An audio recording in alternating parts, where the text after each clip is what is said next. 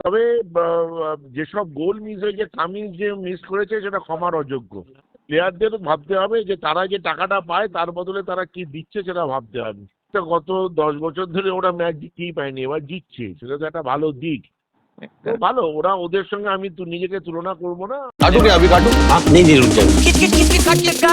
Game कोई भी हो, पकड़ मजबूत होनी चाहिए। सीमेंट से पकड़ बनाए मजबूत SRMB 550D TMT bar। Mohun Bagan বনাম গোয়া ম্যাচ অ্যাওয়ে ছিল, যদিও ড্র হলো, তাহলে কি এটা কার্যত বলা যায় দাদা বড় ম্যাচের আগে কোথাও একটা পিছিয়ে গেল, এটা একটা ধাক্কা হলো মোহনবাগানের জন্য?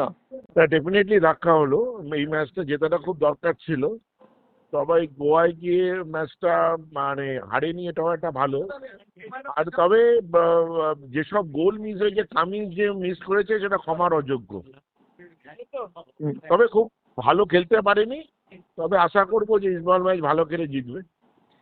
লোবেরার ট্যাকটিক্স নিয়ে কিন্তু প্রশ্নচিহ্ন থাকবে। না, আমি লোবেরো কোচ নিয়ে এক্ষুনি কথা বলবো না আমি, কারণ প্লেয়ারদের ওই বল কামিন্স, লোবেরো কি করবে যদি কামিন্স বলটা গোলে না ঢোকাতে পারে? তো সেই জন্য এইগুলো বড় প্লেয়ার হলে তাকে, সেই যদি এই বল গোলে না ঢোকাতে পারে তাহলে আর সে প্লেয়ারকে এত টাকা দিয়ে রেখে আমাদের লাভটা কি হচ্ছে?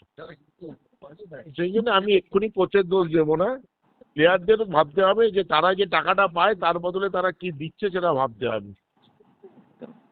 সেক্ষেত্রে দাদা ইস্টবেঙ্গল যেখানে অ্যাওয়েতে গিয়ে 3 পয়েন্ট জিতে আসছে, সেখানে মোহনবাগানের এরকম একটা আটকে যাওয়া, ডার্বিতে কি কোথাও? কলকাতা যখন একটা লিগ খেলা হয়, বড় লিগ খেলা হয়, তখন কোথাও কম বেশি হয়, একটা ম্যাচ ড্র, একটা ম্যাচ হার, কেউ জেতে, লাস্ট অব্দি যে টিকে থাকতে পারবে সেই চ্যাম্পিয়ন হবে, এটাই হচ্ছে আমার অভিজ্ঞতা বলে।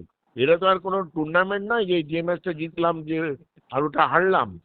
তো সেই জন্যে এই তো গত 10 বছর ধরে ওরা ম্যাচ জিততেই পায়নি, এবার জিতছে, সেটা তো একটা ভালো দিক। তো ভালো, ওরা ওদের সঙ্গে আমি নিজেকে তুলনা করবো না, আমরা চেষ্টা করব আমাদের ম্যাচগুলো।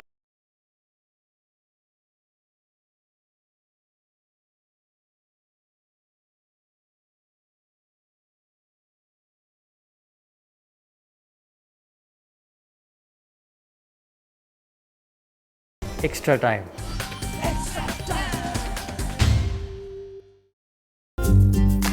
লেটেস্ট নিউজ আর এক্সক্লুসিভ ভিডিওর সঙ্গে আপডেট থাকতে এখনই সাবস্ক্রাইব করুন আমাদের ইউটিউব চ্যানেল।